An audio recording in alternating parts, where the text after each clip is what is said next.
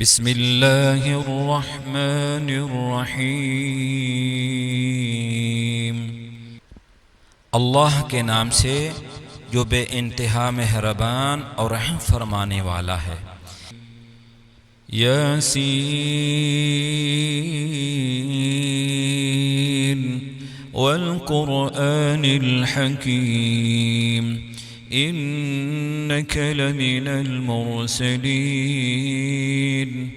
على صراط مستقيم تنزيل العزيز الرحيم لتنذر قوما ما أنذر آباؤهم فهم غافلون۔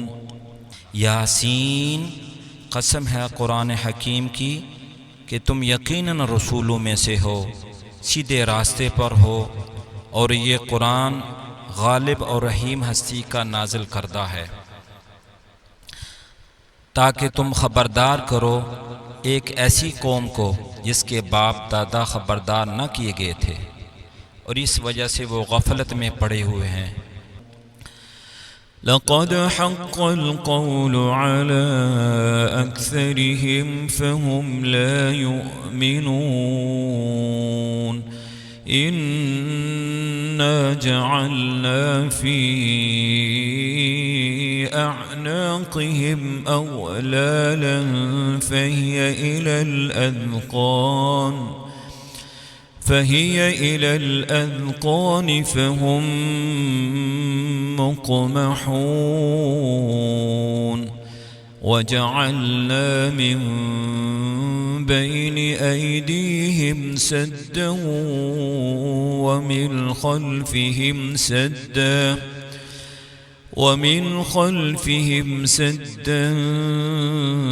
فأغشيناهم فهم لا يبصرون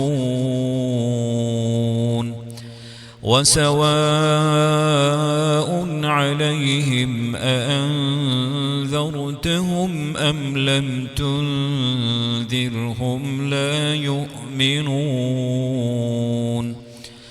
إنما تنذر من اتبع الذكر وخشي الرحمن بالغيب فبشره بمغفرة وأجر کریم۔ ان میں سے اکثر لوگ فیصلہ عذاب کے مستحق ہو چکے ہیں، اس لیے وہ ایمان نہیں لاتے۔ ہم نے ان کی گردنوں میں توق ڈال دیے ہیں جن سے وہ ٹھوڑیوں تک جکڑے گئے، اس لیے وہ سر اٹھائے کھڑے ہیں۔ ہم نے ایک دیوار ان کے آگے کھڑی کر دی ہے اور ایک دیوار ان کے پیچھے۔ ہم نے انہیں ڈھانک دیا ہے، انہیں اب کچھ نہیں سوچتا۔ ان کے لیے یکساں ہے تم انہیں خبردار کرو یا نہ کرو، یہ نہ مانیں گے۔ تم تو اسی شخص کو خبردار کر سکتے ہو جو نصیحت کی پیروی کرے اور بے دیکھے خدائے رحمان سے ڈرے۔ اس سے مغفرت اور اجر کریم کی بشارت دے دو۔ إنا نحن نحيي الموتى ونكتب ما قدموا وآثارهم وكل شيء أحصيناه في إمام مبين واضرب لهم مثلا أصحاب القرية إذ جاءها المرسلون إذ أرسلنا إليهم اثنين فكذبوهما فعززنا بثالث فقالوا إنا إليكم مرسلون قالوا ما أنتم إلا بشر مثلنا وما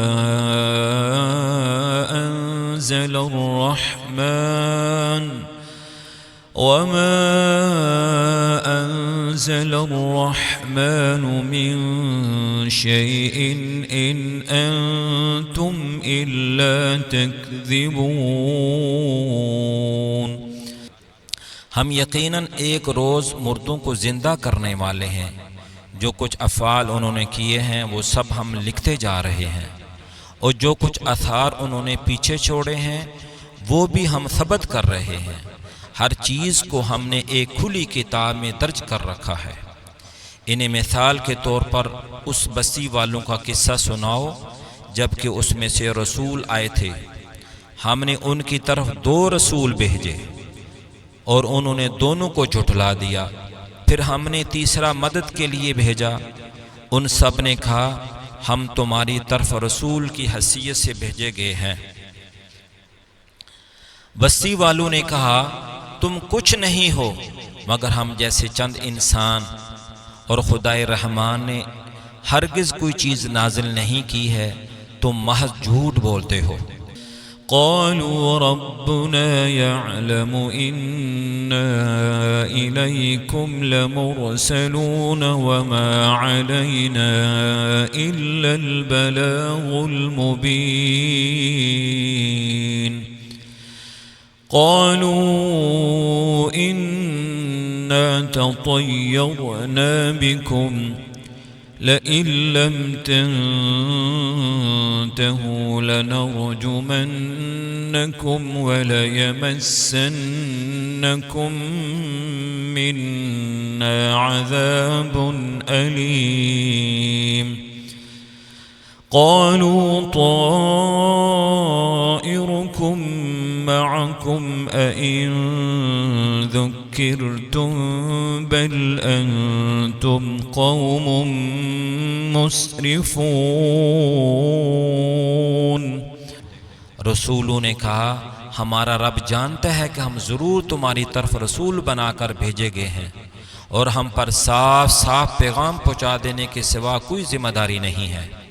بستی والے کہنے لگے ہم تو تمہیں اپنے لیے فعال بد سمجھتے ہیں، اگر تم باز نہ آئے تو ہم تم کو سنسار کر دیں گے اور ہم سے تم بڑی دردناک سزا پاؤ گے۔ رسولوں نے جواب دیا تمہاری فعال بد تو تمہارے اپنے ساتھ لگی ہوئی ہے، کیا یہ باتیں تم اس لیے کرتے ہو کہ تمہیں نصیحت کی گئی ہے؟ اصل بات یہ ہے کہ تم حد سے گزرے ہوئے لوگ ہو۔ وجاء من أقصى المدينة رجل يسعى قال يا قوم اتبعوا المرسلين اتبعوا من لا يسألكم أجرا وهم مهتدون۔ وما لي لا أعبد الذي فطرني وإليه ترجعون۔ أأتخذ من دونه آلهة إن يردني الرحمن بضر لا تغن عني شفاعتهم شيئا ولا ينقذون۔ إني إذا لفي ضلال مبين۔ إني آمنت بربكم فاسمعون۔ اتنے میں شہر کے دور دراز گوشے سے ایک شخص دوڑتا ہوا آیا اور بولا اے میری قوم کے لوگوں، رسولوں کی پیروی اختیار کر لو، پیروی کرو ان لوگوں کی جو تم سے کوئی اجر نہیں چاہتے اور ٹھیک راستے پر ہیں۔ آخر کیوں نہ میں اس ہستی کی بندگی کروں جس نے مجھے پیدا کیا ہے اور جس کی طرف تم سب کو پلٹ کر جانا ہے؟ کیا میں اس سے چھوڑ کر دوسرے معبود بنا لوں؟ حالانکہ اگر خدائے رحمان مجھے کوئی نقصان پہنچانا چاہے تو نہ ان کی شفاعت میری کسی کام آ سکتی ہے، نہ وہ مجھے چھڑا ہی سکتے ہیں۔ اگر میں ایسا کروں تو میں صریح گمراہی میں مبتلا ہو جاؤں گا۔ میں تو تمہارے رب پر ایمان لے آیا، تم بھی میری بات مان لو۔ قیل ادخل الجنہ قال یا لیت قومی یعلمون بما غفر لی ربی وجعلنی من المکرمین۔ آخر کار ان لوگوں نے اسے قتل کر دیا اور اس شخص سے کہہ دیا گیا کہ داخل ہو جا جنت میں۔ اس نے کہا کاش میری قوم کو یہ معلوم ہوتا کہ میرے رب نے کس چیز کی بدولت میری مغفرت فرما دی اور مجھے باعزت لوگوں میں داخل فرما دیا۔ وَمَا أَنزَلْنَا عَلَىٰ قَوْمِهِ مِن بَعْدِهِ مِن جُندٍ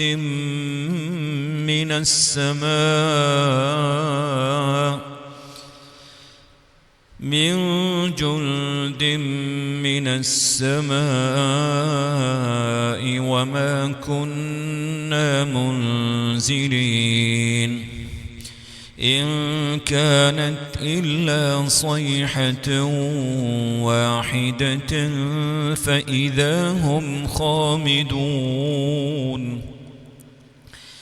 يَا حَسْرَةً عَلَى الْعِبَادِ مَا يَأْتِيهِم مِّن رَّسُولٍ إِلَّا كَانُوا بِهِ يَسْتَهْزِئُونَ أَلَمْ يَرَوْا كَمْ أَهْلَكْنَا قَبْلَهُم مِّنَ الْقُرُونِ أَنَّهُمْ إِلَيْهِمْ لَا يَرْجِعُونَ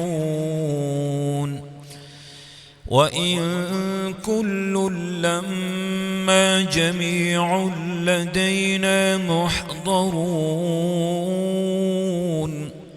اس کے بعد اس کی قوم پر ہم نے آسمان سے کوئی لشکر نہیں اتارا، ہمیں لشکر بھیجنے کی کوئی حاجت نہ تھی، بس ایک دھماکہ ہوا اور یکا یک وہ سب بجھ کر رہ گئے۔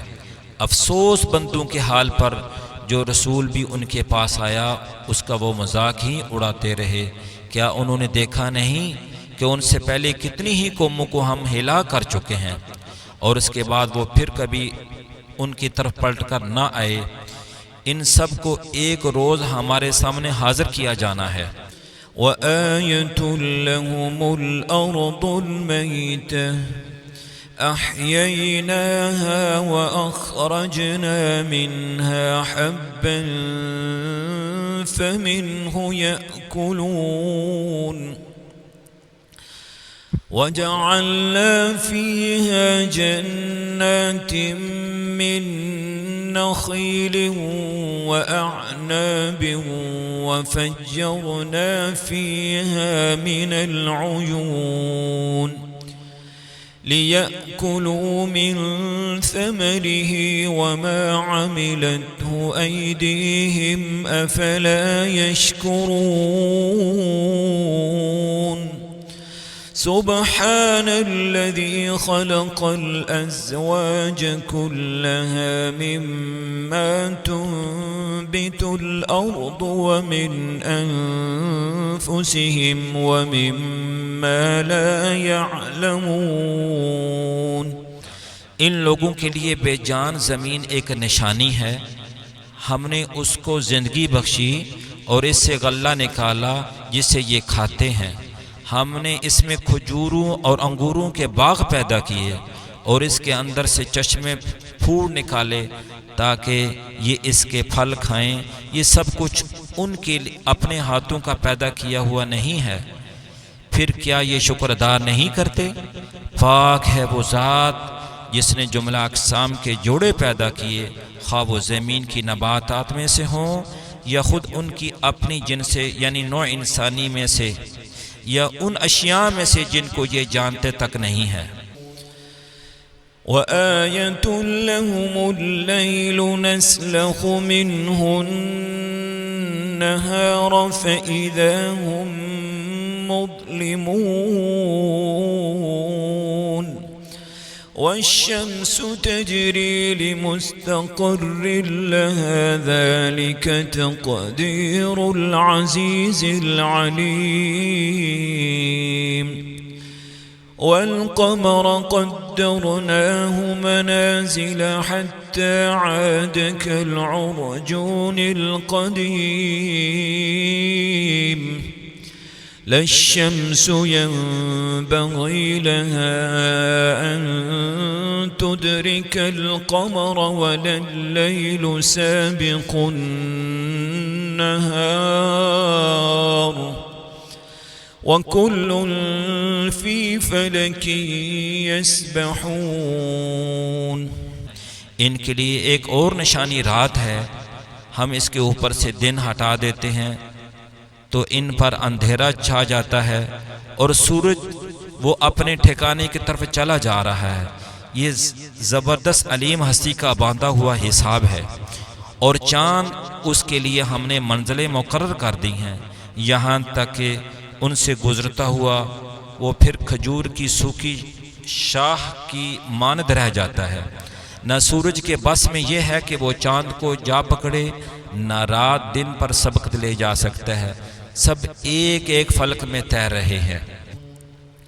وآية لهم أنا حملنا ذريتهم في الفلك المشحون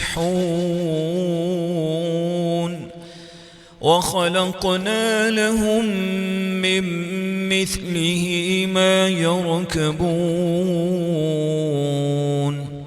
وإن نشأ نغرقهم فلا صريخ لهم ولا هم ينقذون إلا رحمة منا ومتاعا إلى حين.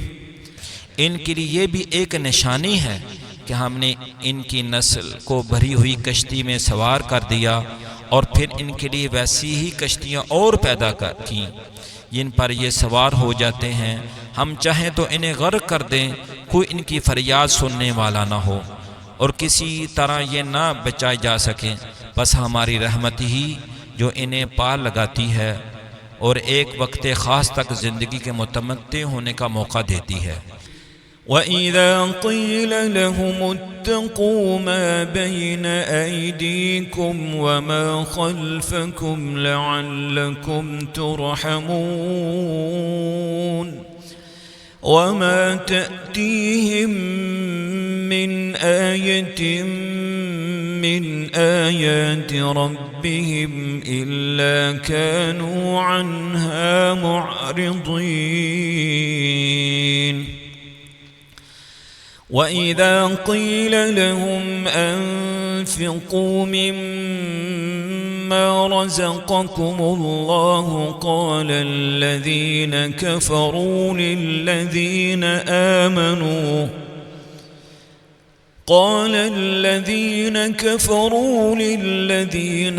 آمَنُوا أَنُطْعِمُ مَن لَّوْ يَشَاءُ اللَّهُ أَطْعَمَهُ إِنْ أَنْتُمْ إِلَّا فِي ضَلَالٍ مُبِينٍ. ان لوگوں سے جب کہا جاتا ہے کہ بچو اس انجام سے جو تمہارے آگے آ رہا ہے اور تمہارے پیچھے گزر چکا ہے، شاید کہ تم پر رحم کیا جائے، تو یہ سنی انسنی کر جاتے ہیں. ان کے سامنے ان کے رب کی آیات میں سے جو آیت بھی آتی ہے یہ اس کی طرف التفات نہیں کرتے. اور جب ان سے کہا جاتا ہے کہ اللہ نے جو رزق تمہیں عطا کیا ہے اس میں سے کچھ اللہ کی راہ میں بھی خرچ کرو، تو یہ لوگ جنہوں نے کفر کیا ہے ایمان لانے والوں کو جواب دیتے ہیں کیا ہم ان کو کھلائیں جنہیں اگر اللہ چاہتا تو کھلا دیتا، تم تو بالکل ہی بہہ گئے ہو. وَيَقُولُونَ مَتَى هَذَا الْوَعْدُ إِن كُنتُمْ صَادِقِينَ ما ينظرون إلا صيحة واحدة تأخذهم وهم يخصمون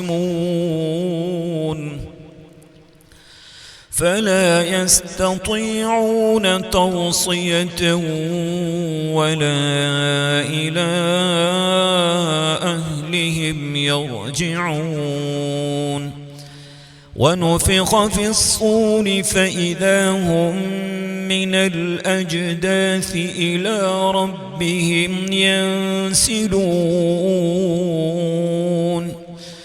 قالوا يا ويلنا من بعثنا من مرقدنا هذا ما وعد الرحمن وصدق المرسلون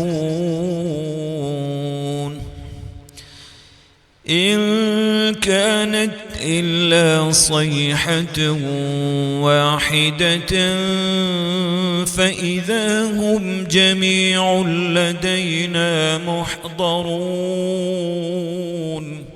یہ لوگ کہتے ہیں قیامت کی دھمکی آخر کب پوری ہوگی؟ بتاؤ اگر تم سچے ہو، دراصل یہ جس چیز کی راہ تک رہے ہیں وہ بس ایک دھماکہ ہے جو یکا یک انہیں اس حالت میں دھر لے گا جب یہ اپنے دنیاوی معاملات میں جھگڑ رہے ہوں گے، اور اس وقت یہ وصیت تک نہ کر سکیں گے، نہ اپنے گھروں کو پلٹ کر سکیں گے۔ پھر ایک سور پھونکا جائے گا اور یکا یک یہ اپنے رب کے حضور پیش ہونے کے لیے اپنی قبروں سے نکل پڑیں گے، گھبرا کر کہیں گے ارے یہ کس نے ہمیں ہمارے خوابگاہوں سے اٹھا کر کھڑا کیا ہے؟ یہ وہی چیز ہے جس کا خدائے رحمان نے وعدہ کیا تھا اور رسولوں کی بات سچی تھی۔ ایک ہی زور کی آواز ہوگی اور سب کے سب ہمارے سامنے حاضر کر دیے جائیں گے۔ فَالْيَوْمَ لَا تُظْلَمُ نَفْسٌ شَيْئًا وَلَا تُجْزَوْنَ إِلَّا مَا كُنْتُمْ تَعْمَلُونَ إِنَّ أَصْحَابَ الْجَنَّةِ الْيَوْمَ فِي شُغُلٍ فَاكِهُونَ هم وأزواجهم في ظلال على الأرائك متكئون لهم فيها فاكهة ولهم ما يدعون سلام قولا من رب رحيم وامتازوا اليوم أيها المجرمون ألم أعهد إليكم يا بني آدم ألا تعبدوا الشيطان إنه لكم عدو مبين وأن اعبدوني هذا صراط مستقيم ولقد أضل منكم جبلا كثيرا أفلم تكونوا تعقلون هذه جهنم التي كنتم توعدون اصلوها اليوم بما كنتم تكفرون آج کسی پر ذرا برابر ظلم نہ کیا جائے گا اور تمہیں ویسا ہی بدلہ دیا جائے گا جیسا تم عمل کرتے رہے تھے۔ آج جنتی لوگ مزے کرنے میں مشغول ہیں، وہ اور ان کی بیویاں گھنے سایوں میں مسندوں پر تکیے لگائے ہوئے ہیں۔ ہر قسم کے لذیذ چیزیں کھانے پینے کو ان کے لیے وہاں موجود ہیں، جو کچھ بھی وہ طلب کریں ان کے لیے حاضر ہے۔ رب رحیم کی طرف سے ان کو سلام کہا گیا ہے۔ اور اے مجرموں، آج تم چھٹ کر الگ ہو جاؤ آدم کے بچوں کیا میں نے تم کو ہدایت نہ کی تھی کہ شیطان کی بندگی نہ کرو، وہ تمہارا کھلا دشمن ہے، اور میری ہی بندگی کرو، یہ سیدھا راستہ ہے۔ مگر اس کے باوجود اس نے تم میں سے ایک گروہ کثیر کو گمراہ کر دیا۔ کیا تم عقل نہیں رکھتے تھے؟ یہ وہی جہنم ہے جس سے تم کو ڈرایا جا رہا تھا۔ جو کفر تم نے دنیا میں کرتے رہے ہو، اس کی پاداش میں اب اس کا ایندھن بنو۔ اليوم نختم على أفواههم وتكلمنا أيديهم وتشهد أرجلهم بما كانوا يكسبون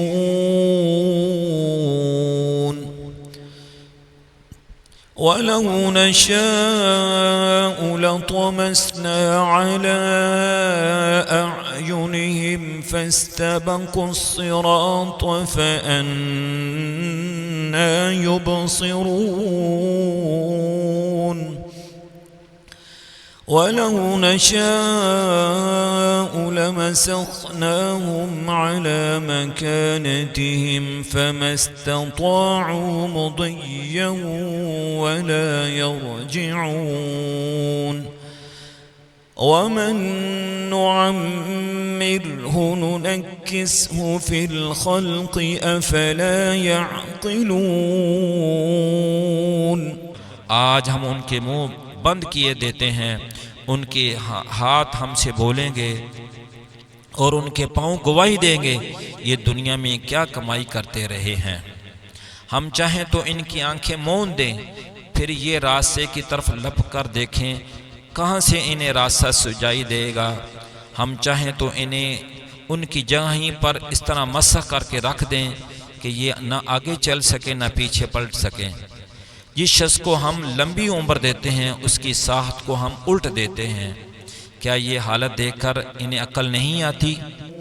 وما علمناه الشعر وما ينبغي له إن هو إلا ذكر وقرآن مبين لينذر من كان حيا ويحق القول على الكافرين أولم يروا أنا خلقنا لهم مما عملت أيدينا أنعاما فهم لها مالكون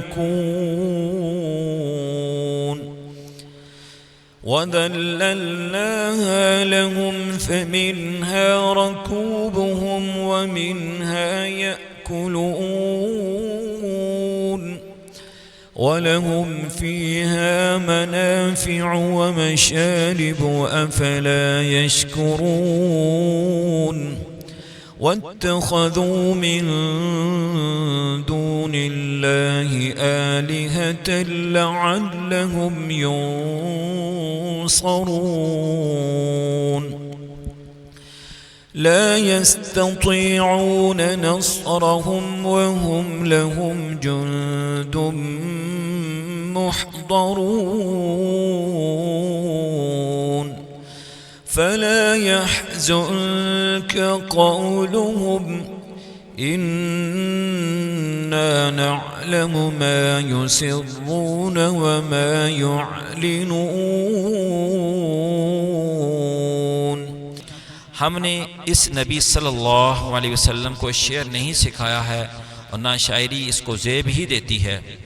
یہ تو ایک نصیحت ہے اور صاف پڑھی جانے والی کتاب، تاکہ وہ ہر اس شخص کو خبردار کرے جو زندہ ہو اور انکار کرنے والوں پر حجت قائم ہو جائے۔